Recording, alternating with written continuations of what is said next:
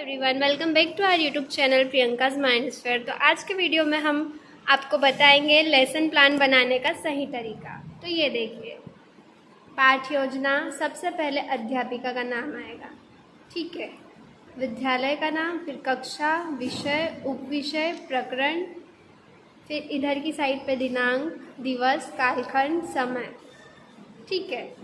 सबसे पहले हम लिखेंगे सामान्य उद्देश्य, छात्रों में पौधों के जीवन प्रक्रियाओं की समझ विकसित करना, छात्रों में पौधों के श्वसन तंत्र की भूमिका और महत्व को स्पष्ट करना। विशिष्ट उद्देश्य, विद्यार्थी पौधों में होने वाली श्वसन प्रक्रिया का ज्ञान प्राप्त कर सकेंगे, पौधों में श्वसन क्या है बता सकेंगे, श्वसन एवं प्रकाश संश्लेषण में अंतर कर सकेंगे, पौधों में एरोबिक और एनारोबिक श्वसन के बारे में उदाहरण दे सकेंगे, पौधों में श्वसन के महत्व को समझ सकेंगे। शिक्षण सामग्री, इसमें दो तरह की होती है। पहला है अनिवार्य सामग्री, पाठ्य पुस्तक, श्यामपट्ट, डस्टर, चौक, चित्र, पौधों में श्वसन का चित्र। दूसरा है विषय सहायक सामग्री, पौधों के पत्ते, तने के नमूने, चार्ट पेपर, मॉडल या स्लाइड्स। फोर्थ पॉइंट है शिक्षण विधि, व्याख्यान विधि, चर्चा विधि, प्रश्नोत्तर विधि, प्रदर्शन विधि। पांचवा है पूर्व ज्ञान, छात्र प्रकाश संश्लेषण के बारे में जानते हैं, छात्र मानव में श्वसन प्रक्रिया का सामान्य ज्ञान रखते हैं। प्रस्तावना, सिक्स्थ पॉइंट, ठीक है, इसमें एक टेबल बनेगी जिसमें छात्र अध्यापिका व्यवहार होगा और छात्र व्यवहार। पहला, अध्यापिका पौधे दिन में क्या करते हैं, छात्र प्रकाश संश्लेषण करते हैं, ऑक्सीजन छोड़ते हैं। दूसरा, रात में पौधे क्या करते हैं, श्वसन करते हैं। तीसरा, बच्चों से पौधों के बारे में सामान्य चर्चा करने के पश्चात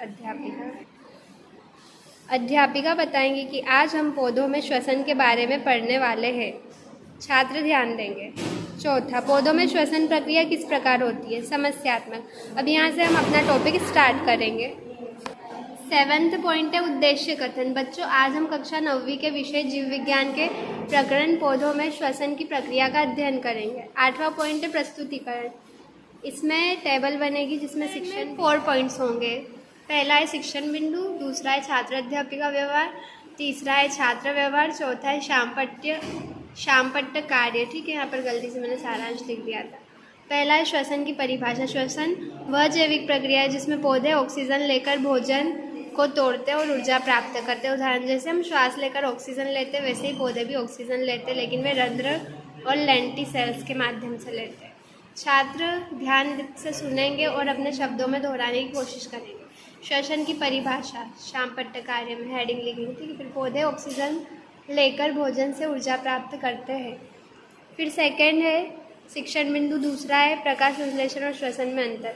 अध्यापिका ब्लैक बोर्ड पर एक तालिका बनाएंगी। प्रकाश संश्लेषण, दिन में कार्बन डाइऑक्साइड लेते पौधे दिन में CO2 लेते और ऑक्सीजन छोड़ते हैं। छात्र नोटबुक में अंतर की तालिका बनाएंगे, प्रश्न पूछेंगे। प्रकाश संश्लेषण वर्सेस श्वसन, दिन में ऑक्सीजन छोड़ता है, कार्बन डाइऑक्साइड लेता है। फिर तीसरा है श्वसन के प्रकार, एरोबिक और एनारोबिक।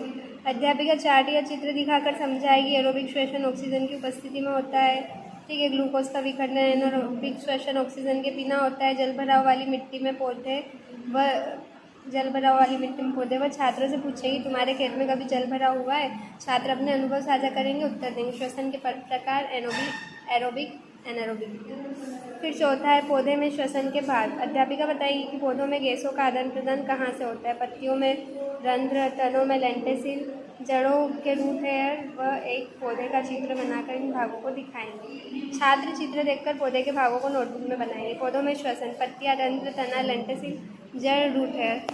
फिर फिफ्थ पॉइंट है श्वसन का महत्व। अध्यापिका बताएंगी कि श्वसन से ऊर्जा मिलती है जिससे पौधे वृद्धि करते, बीजांकुरण करते, पुष्पन एवं फलन करते। वह पूछेगी अगर पौधे श्वसन न करें तो क्या होगा।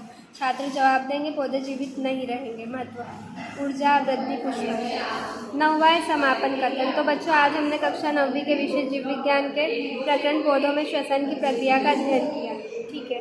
10वां पुनरावृत्ति, पौधों में श्वसन कैसे होता है, प्रकाश संश्लेषण और श्वसन में क्या अंतर है, ठीक है। ये कुछ क्वेश्चंस पूछना है पुनरावृत्ति में और चेक करना है कि बच्चों को आया है कि नहीं, दोहराना है कि क्या समझाया शिक्षक ने। 11वां मूल्यांकन, इसमें भी टेबल बनेगी। छात्र एक साइड लिखेंगे छात्र अध्यापिका व्यवहार और दूसरी साइड लिखेंगे छात्र व्यवहार। 12वां पॉइंट है कक्षा कार्य, है ना। तो इसमें अध्यापिका कक्षा कार्य देंगी बच्चों को। फिर 13वां पॉइंट है शाम पट्ट सारांश। इसमें एक शीट ब्लैक कलर की कट करना है और स्टिक करना है। लास्ट पॉइंट है गृह कार्य। So thanks for watching my video. Do like, subscribe and share.